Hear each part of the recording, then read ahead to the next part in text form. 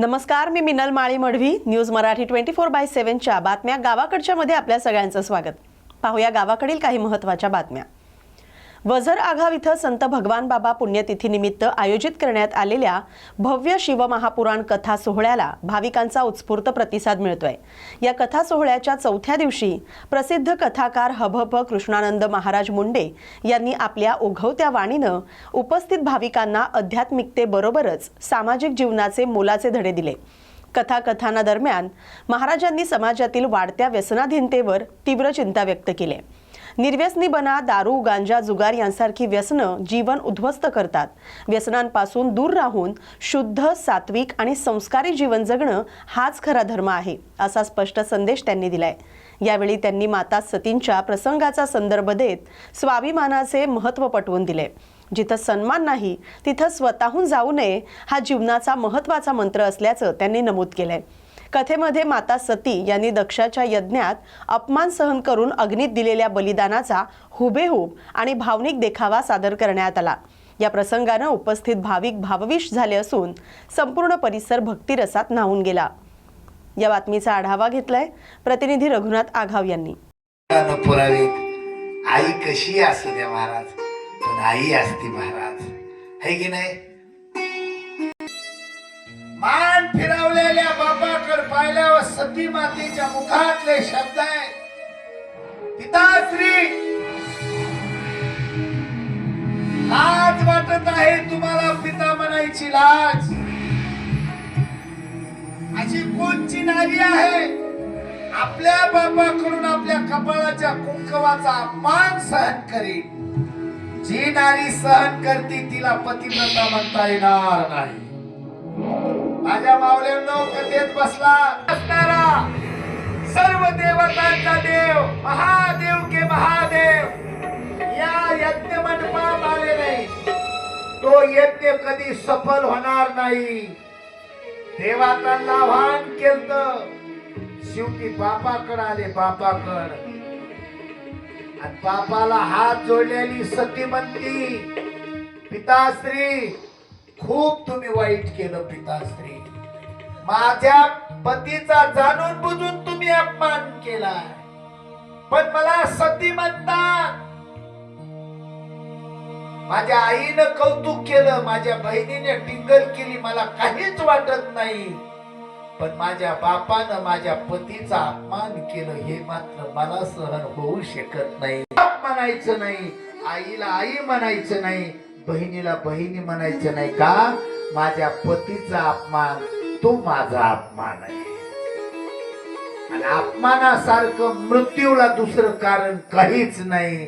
मग सती बिघडली आणि मग आपल्या बापाला एकेरी भाषात म्हणत आहे, ए दक्षराज, शक्ती म्हणतात मला, मी माझ्या पतीची शक्ती आहे. वाईट या गोष्टीचं वाटतं दक्षा, तुझ्या पोटी माझा जन्म झाला, तुझ्या हरामासाचा हा देह मी आता जिवंत ठेवणार नाही. तुझ्या हरामासापासून माझा देह जन्माला आलेला आहे, मी जिवंत ठेवणार नाही. आणि मग सती दादानो बाप बोलत नाही म्हणून यज्ञ मंडपात येते. यज्ञ मंडपात यज्ञामध्ये प्रवेश करती. जवा दादानो सतीनं मांडी घातली आणि बसायचं. मांडी घालून दोन्ही हात जोडल्या गेले. अग्नि देवताला विनंती केली की हे अग्नि देवता, आता माझ्या पतीचा अपमान या यज्ञात झालेला आहे. या यज्ञामध्ये आता माझा देह मी अग्नि देवता मी तुला अर्पण करीत आहे. म्हणून स्वतः सज्जनानु सती मातेनं यज्ञामध्ये स्वतःच शरीर बलिदान.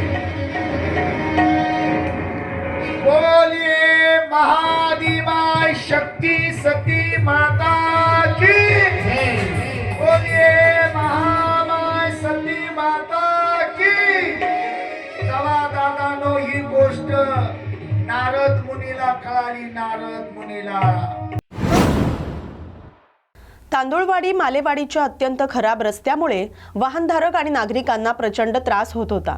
अखेर गावातील तरुण पुढे आले आणि रस्त्याची दुरुस्ती केली.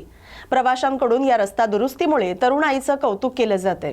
तांदुळवाडी या वाळवा येथील पुणे बंगळूर राष्ट्रीय महामार्गापासून 2.5 किलोमीटर अंतरावर मालेवाडी हे गाव आहे.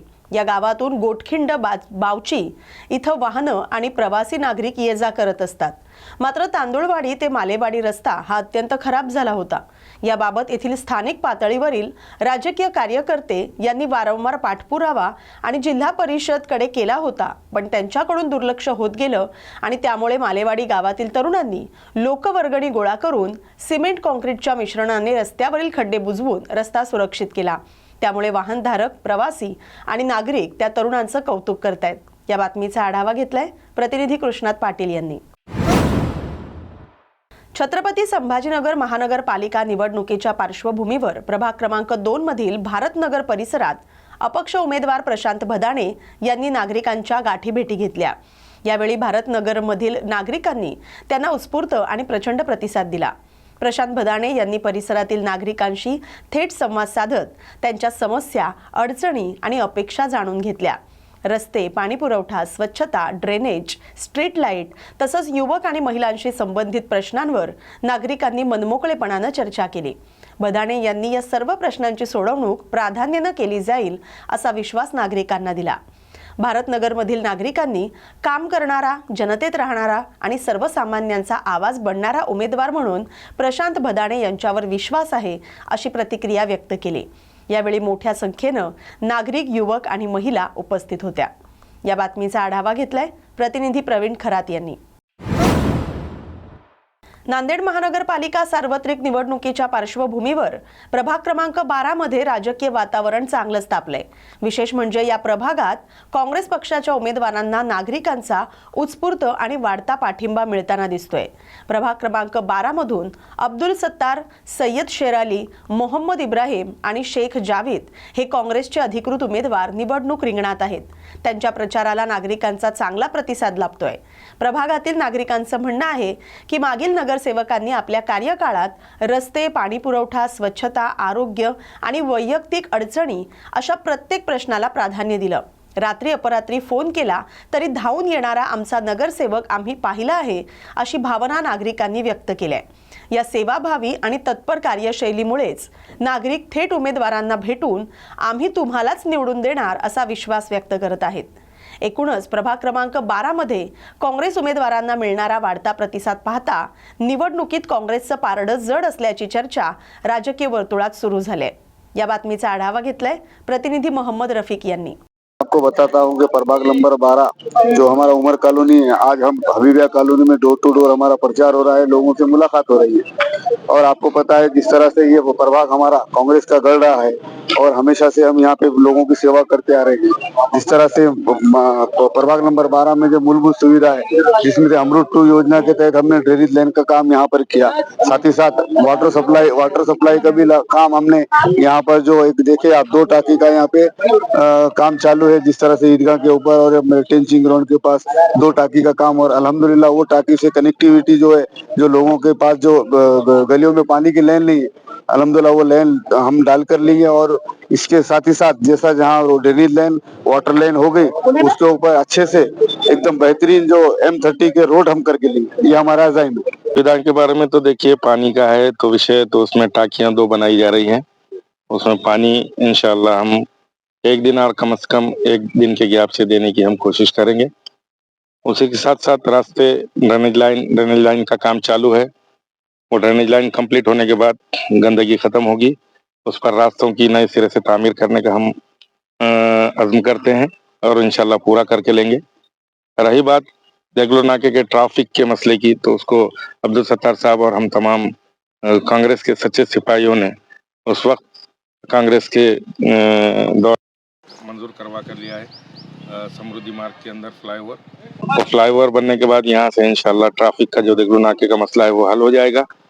उसी तरह जैसा नौजवानों के जिस्मानी और तमाम यहाँ के लोगों के लिए कर्मनुक के तौर पर टेंचिंग ग्राउंड का जो कचरा है वो उठाकर वहाँ पर गार्डन बनाने का प्रपोजल हमने तैयार किया हुआ है। इंशाल्लाह हमारे 11 और 12 और 13-14 के लोग अगर चुनकर आते हैं, 15 के लोग, तो इस ओल्ड सिटी के लिए, लोगों के लिए जो कर्मनुक का तफरी का साधन बोलकर एक गार्डन का हम यहाँ पर प्रपोजल तैयार किए हुए हैं। इंशाल्लाह टेंशन ग्राउंड पे गार्डन पूरा करने की हम कोशिश करेंगे। वहीं पर एक बैडमिंटन हॉल और लेडीज हॉस्टल मुस्लिम लेडीज के लिए बनाने का हमारा आज़म है। उसी के साथ साथ ईदगाह पर हाई स्कूल, जो प्राइमरी स्कूल है ईदगाह स्कूल नंबर 13, उसको हाई स्कूल के लेवल तक तरक्की देने का हम काम करेंगे। वहां पर फुटबॉल ग्राउंड बनाएंगे, जिस तरह के हैदराबाद के अंदर हमने फुटबॉल ग्राउंड बनाया है। और दीगर एरियाज के अंदर जो ये बर्थ सर्टिफिकेट निकालने के लिए या लेडीज़ के लिए बालवाड़ी आंगनवाड़ियों का क़याम बहुत ज़रूरी है, तो लोक संख्या के अनुसार हम बालवाड़ियों के क़याम के लिए कोशिश करेंगे और इंशाल्लाह बालवाड़ी और आंगनवाड़ी यहाँ पर क़ायम करने का काम करेंगे। रही बात हेल्थ की, तो इससे पहले कांग्रेस के दौरे हुकूमत में हमने हैदराबाद दवाखाने को शुरू किया, करते तमाम सहूलियात मुहैया करने की कोशिश की। इंशाअल्लाह आइंदा दिनों में हम 11 चुन कर आते हैं, तो वहाँ पर बच्चों के लिए NICU एक यूनिट हम शुरू करने का आज़म करते हैं। दीगर इलाकों के अंदर हमारे जो क्लिनिक है, जो महानगर पालिका के मोहल्ला क्लिनिक, वो खोलकर मुख्तलिफ इलाकों के लोगों को सेहत का ख्याल रखें। आवाम से क्या कहेंगे आप? इस वक्त में सिर्फ आवाम से यहाँ के लोगों को पक्के मकानात देने का काम कांग्रेस के कारपोरेटर्स और कांग्रेस की हुकूमत के दरमियान हमने किया गया है। 5 से 10 हज़ार घर यहाँ पर बनाए दिए गए हैं। रास्तों की तामीर के लिए पर 3 टाकियाँ और नई 2 टाकियाँ, इस तरह 5 टाकियों के ज़रिए पानी की सरबराही का काम हमने किया है। उसी के साथ साथ यहाँ पर डेवलपमेंट के बहुत से काम हुए हैं, जिसकी वजह से वो उन तमाम चीज़ों को मद्देनज़र रखकर और हमारे आइंदा अज़ाइम को मद्देनज़र रखकर हम सिर्फ खोखले नारों की वादा नहीं करते, बल्कि काम में यकीन रखते हैं। तो इस काम की बुनियाद पर अवाम को चाहिए कि हमको भारी अक्सरियत से चुनकर दे। इंशाल्लाह हमें उम्मीद है अवाम हमें मायूस नहीं करेगी। हमारे पास उमर कॉलोनी के अंदर जो ड्रेनेज का प्रॉब्लम है, वो इंशाल्लाह हम आने वाले वक्त में काम करके लेंगे। और जो भी हमारे पास के जो LED का है या जो भी कुछ काम बचे वाले उमर कॉलोनी के, वो लोगों के पूरे काम करके लेंगे। साफ सफाई हो या जो भी बाकी काम है। शेलू बाजार इथं मंगळवारी लक्ष्मीचंद विद्यालय इथं डॉक्टर वसंत हंकारे यांचं व्याख्यान आयोजित करण्यात आलं होतं। डॉक्टर वसंत हंकारे यांनी न समजलेले आई बाप समजून घेताना या विषयावर विद्यार्थ्यांना मार्गदर्शन केलं। आपल्या आई बापाला शेवटच्या श्वासापर्यंत जीव लावा, त्यांच्या प्रत्येक श्वासावर प्रेम करा आणि आई बापाचा श्वास निघून गेला तर भिंतीवरच्या फोटोतील आई बाप कधीच तुम्हाला जीव लावायला येणार नाही याची जाणीव ठेवा, असे विचार हंकारे यांनी मांडले। शहरातील आणि परिसरातील जवळपास सर्व शाळांमधून विद्यार्थी आणि पालक उपस्थित होते। मुलामुलींच्या आयुष्यात फक्त एकच देव आहे, तो म्हणजे बाप, आणि एकच देवी आहे, ती म्हणजे आपली आई। आपल्या आई बापाला समजून घेण्याची वेळ आली आहे। आपल्या एखाद्या कृत्यानं आई बापाची मान खाली जाईल असं कृत्य आपल्या हातून घडणार नाही याची काळजी घेण्याचं सांगत त्यांना लाचार करू नका, त्यांचं नाव रोशन करण्यासाठी चांगले संस्कार मनाशी बाळगा, असं आवाहन त्यांनी विद्यार्थ्यांना केलंय। या बातमीचा आढावा घेतलाय प्रतिनिधी विश्वास कुटे यांनी। बाबासाहेबांची शपथ आहे मला, मी शिकणार आहे, मी एवढा शिकणार, एवढा मोठा होणार आहे। प्रत्येक सणाला नाही आहे, प्रत्येक दिवसाला तुझ्या अंगावर मी नवीन कपडा चढवणार आहे, एवढा शिकणार मी आहे। छत्रपतींची शपथ, बाबासाहेबांची शपथ, जगातलं this is the biggest education I am going to tell you. ज्या लेकराला आपल्या आई बापाच्या डोळ्यातला अश्रू कळाला,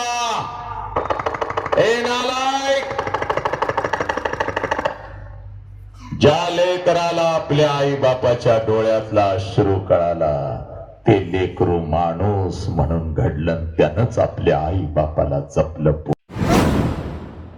अंकिसा इथं आदिवासी विविध कार्यकारी सहकारी संस्था आसर अली इथं सरपंच रमेश तैनानी आणि GDCC बँक व्यवस्थापक व्यंकटेश भंडारी यांच्या हस्ते हंगाम 2025-26 खरीप धान खरेदी शुभारंभ करण्यात आला।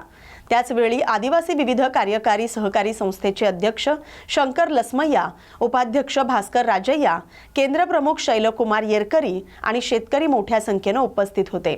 ऑनलाईन नोंदणी झालेल्या शेतकऱ्यांनी क्रमवार आपले धान खरेदी केंद्रावर आणावे असे सचिव तिरुपती धन्नुरी यांनी सांगितलं।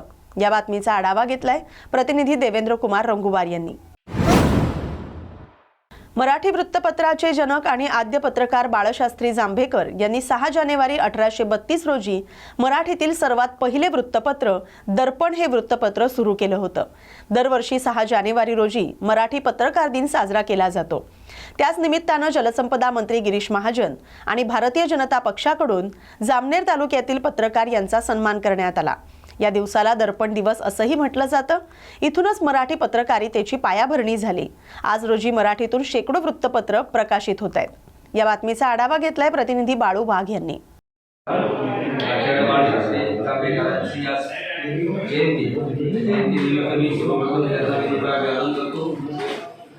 सर्वांना पत्रकार बांधवांना या पत्रकार दिनाच्या खूप शुभेच्छा देतो। खरं तर पत्रकारिता ही समाजाचा आधारस्तंभ असतो आणि समाजात जे काय चांगल्या वाईट घटना घडत असतात त्याला प्रतिबिंब म्हणून पत्रकारितेकडे आपण पाहत असतो। समाजाचं प्रतिबिंब हे आपल्या पत्रकारितेतून हे काय उमटत असतो। जो कोणी चांगलं काम करत असेल त्याच्या कौतुकाची थाप आणि जर कोणी वाईट काम करत असेल तर त्याला वेळेस रोखणं हे आपलं परम कर्तव्य आहे। बाळशास्त्री जांभेकरांनी तो आदर्श आपल्याला घालून दिला आणि अनेक चांगले पत्रकार, आपण सगळे चांगले आहातच, परंतु अनेक जुने पत्रकार हे त्यांनी त्यांच्या जीवनात कधीच त्यांच्या तत्वांची तडजोड केली नाही। पत्रकारितेला व्यवसाय म्हणून कधी पाहिलं नाही। खरं तर नुसत्या लिखाणातूनच पत्रकारिता होते असं नाही। आता पत्रकारिता बदलली। आपण पाहत असाल त्या सोशल मीडियाचं युग आलंय आणि सोशल मीडियावर देखील आपण व्हिडिओ करून आपलं मत मांडणं याला देखील आपण आता पत्रकारिता म्हणू शकतो।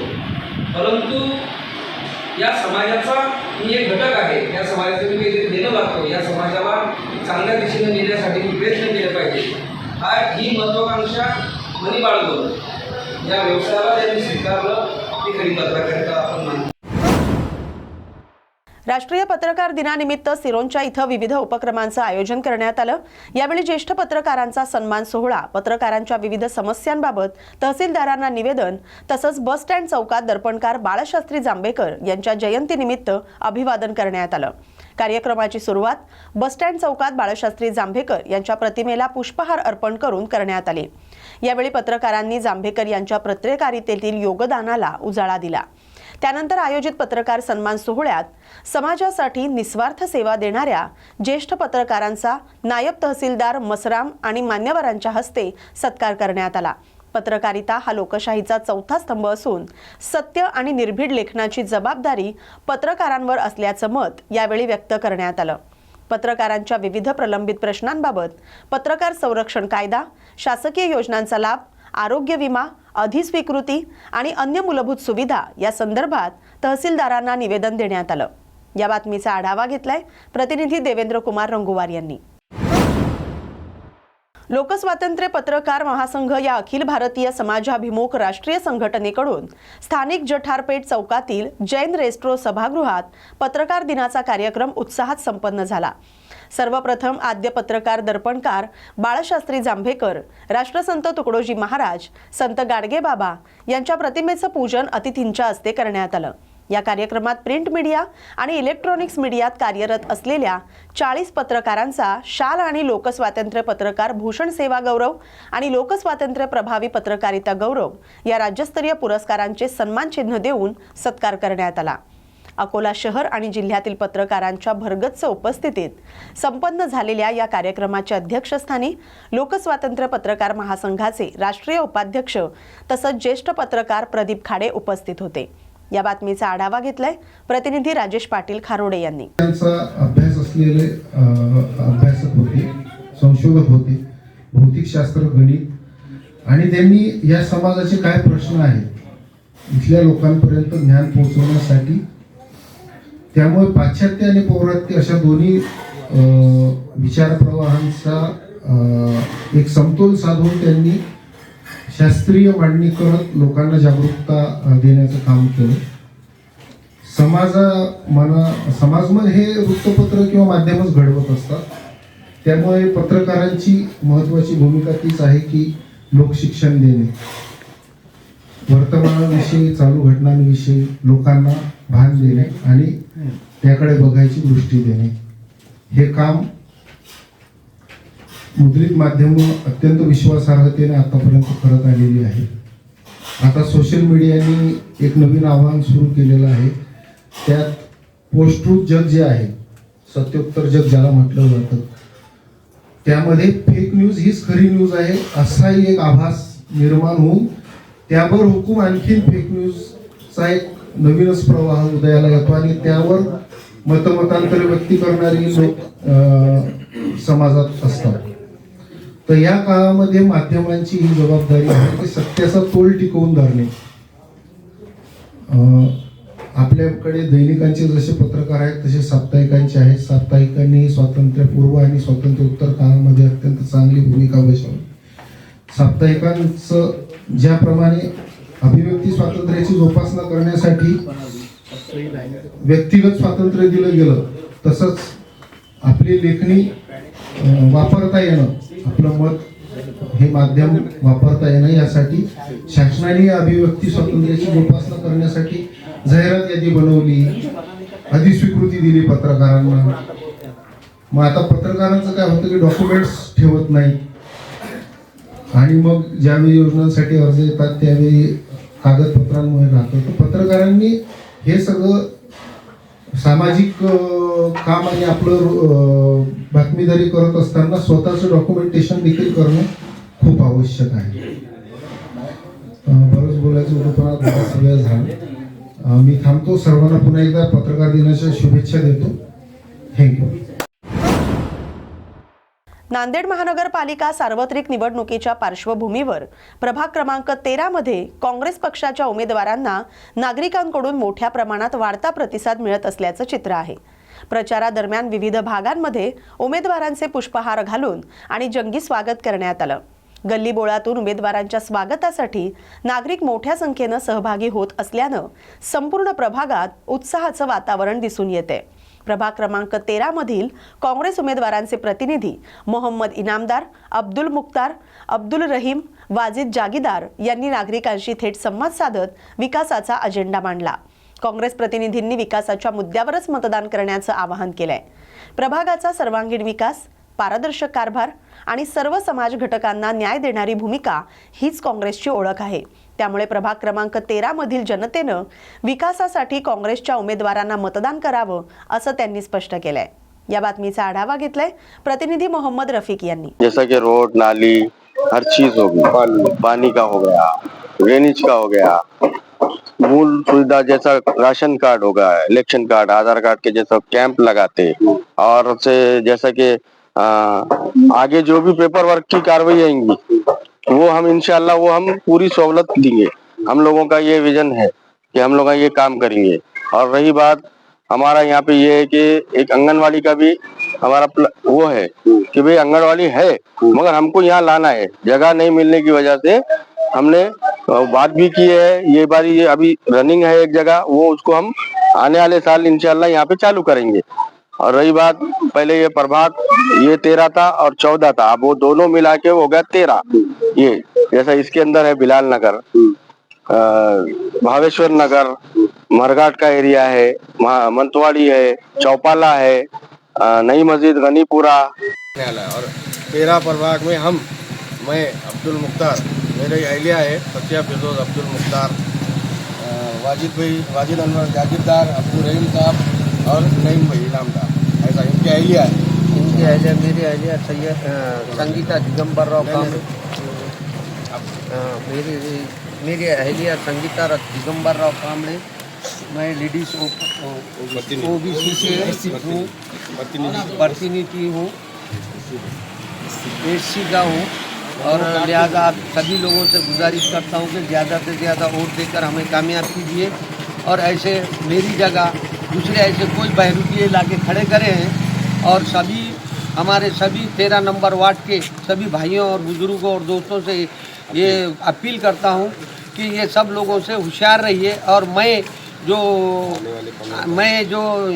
13 नंबर प्रभाग से खड़ा हूँ, मैं यहीं पैदा हुआ हूँ, मेरा ख़ानदान ही यही है और मेरा हर चीज़ यही है और मैं सभी 13 नंबर वार्ड के सभी नागरिकों से सभी भाइयों और बहनों से ये गुजारिश करता हूँ कि ज़्यादा से ज़्यादा हमारे पैनल को वोट देकर कामयाब कीजिए और ये बहरूपियों से होशियार रहिए।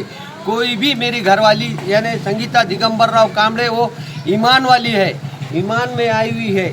और दूसरा जो है ये सबसे पहला तो मुद्दा ये है कि हम हैं हिंदुस्तानी, हम एक सेकुलर देश में रहते हैं।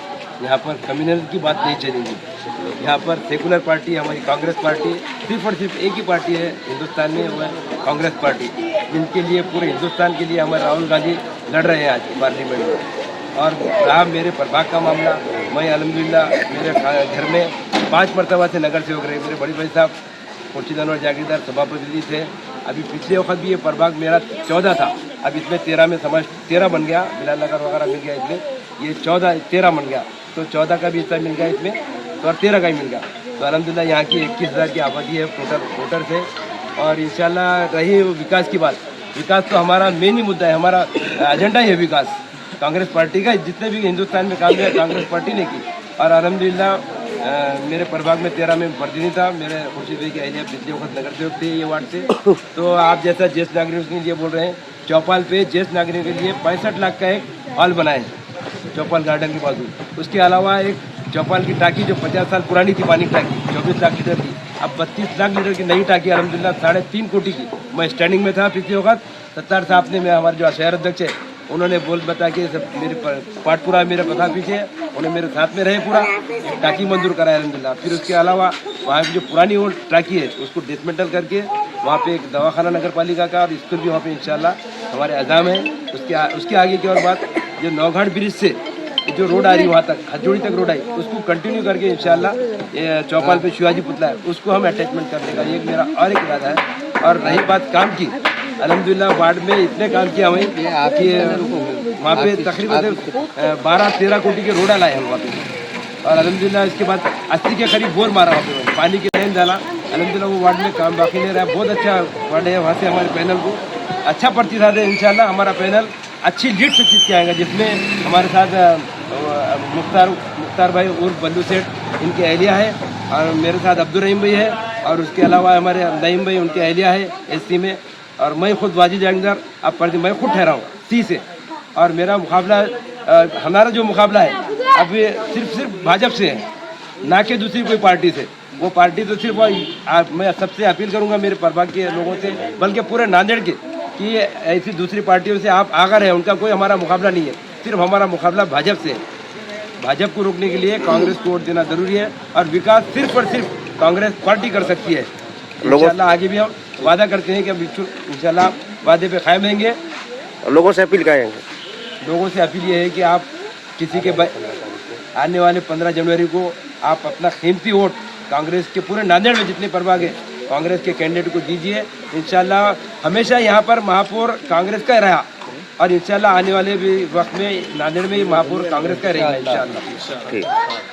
का एरिया जो है नजदीक किनारे, अभी सभा शुद्धिकरण का काम चालू है, रोड का काम चालू है, वहाँ पे सब खूबसूरती आ रही है। उसके बाजू में अपन एक ज्येष्ठ नागरिकों के लिए वॉकिंग का बनाएगा और उसके बाद उसके साइड में थोड़ी जगह बाकी है, वहाँ बच्चों के लिए स्विमिंग पूल का प्रोग्राम हमारा है, ओपन जिम करना है। 2-3 मुद्दे हमारे पास हमारे जहन में है। इंशाअल्लाह हमको चुन के दीजिए, हमारे पैनल को दीजिए, उसके बाद हमारे 5 साल हमसे काम दीजिए। हम जो वादा करें अल्लाह के करम से वो वादा पूरा करेंगे। लोगों से अपील क्या रहेंगी तुम्हारी? लोगों से अपील है कि हमारे पैनल को ज़्यादा से ज़्यादा वोट देकर कामयाब कीजिए। महाराष्ट्र प्रदेश काँग्रेसचे उपाध्यक्ष हिदायत पटेल यांच्यावर 6 जानेवारी रोजी अकोट तालुक्यात जीवघेणा हल्ला झाला होता। राजकीय आणि कौटुंबिक वादातून उबेद पटेल नावाच्या तरुणानं हा हल्ला केल्याची माहिती आहे। मात्र उपचारादरम्यान हिदायत पटेल यांचं निधन झालंय।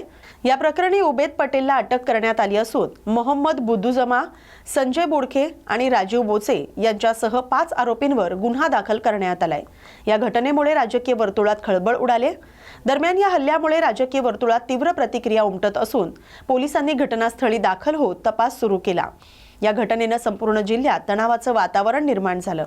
हा हल्ला त्यांच्या मूळ गावी अकोट तालुक्यातील मोहोळ इथं झाला होता। हल्लेखोरांनी पटेल यांच्या पोटावर तसंच मानेवर चाकूनं वार केल्यानं ते गंभीर जखमी झाले होते। अकोला इथं डॉक्टरांच्या देखरेखीखाली त्यांच्यावर उपचार सुरू होते, मात्र उपचारादरम्यान त्यांची प्राणज्योत मालवली। या बातमीचा आढावा घेतलाय प्रतिनिधी विशाल गवई यांनी। या बातमीसोबतच बातम्या गावाकडच्या मध्ये आता इथेच थांबतोय। अशाच महत्त्वाच्या बातम्यांसाठी पाहत राहा न्यूज मराठी 24/7। नवा भारत, नवा विचार।